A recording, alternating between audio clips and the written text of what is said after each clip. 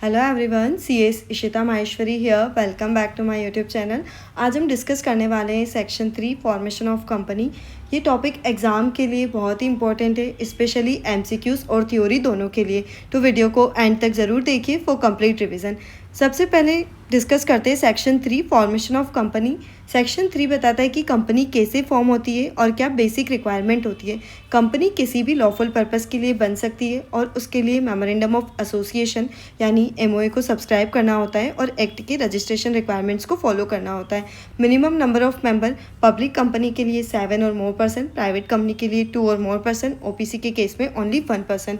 Trick याद रखना है 7-2-1 रूल, और सभी मेंबर्स को एमओए पर अपना नाम सब्सक्राइब करना ज़रूरी होता है। अब हम ओपीसी पर आते हैं। मेन पार्ट, ये एग्ज़ाम का सबसे इम्पोर्टेंट पार्ट है और एग्जामिनर का फेवरेट पार्ट भी है।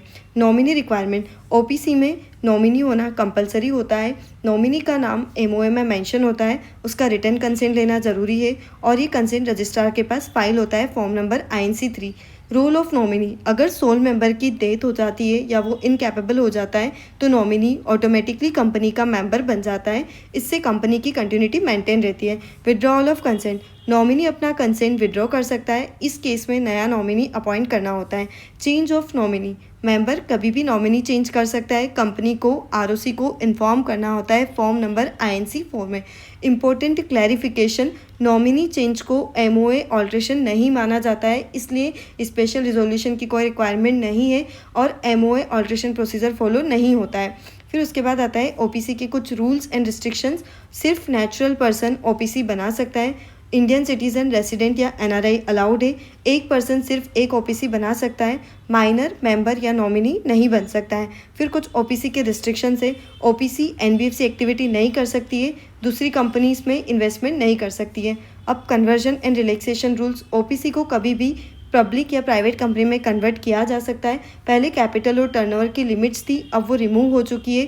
कंप्लाइंस रिलैक्सेशन, एजीएम रिक्वायर्ड नहीं है। बोर्ड मीटिंग 2 पर ईयर, 1 पर half year. Gap between 2 board meeting minimum 90 days. Financial statement एक ही डायरेक्टर साइन करेगा। Types of company section 3। Company limited by shares, company limited by guarantee, unlimited company. Special provision specified IFSC company. इस IFSC company सिर्फ limited by shares हो सकती है, guarantee या unlimited allowed नहीं है। ये एग्ज़ाम का फेवरेट टॉपिक है। अब कुछ क्विक रिविजन्स कर लेते हैं इसके इस सेक्शन के regarding. 7-1 rule, MOA subscription, nominee compulsory, changes is not equal to MOA alteration, changes in nominee is not equals to MOA alteration, IFSC only limited by shares. अगर आपको ये वीडियो हेल्पफुल लगा हो तो लाइक करें, share करें और channel को सब्सक्राइब ज़रूर करें for more exam oriented content. और प्लीज़ आप अपना फीडबैक भी शेयर करिए। Thank you so much for watching. और लास्ट में अगर आपको कोई नोट्स चाहिए तो प्लीज़ आप मुझे कमेंट करिए और डिस्क्रिप्शन बॉक्स में मैंने मेरा मेल आईडी भी दे रखा है, या तो आप मुझे उस पर मेल कर दीजिए, आपको ये नोट्स मैं शेयर कर दूँगी। Thank you.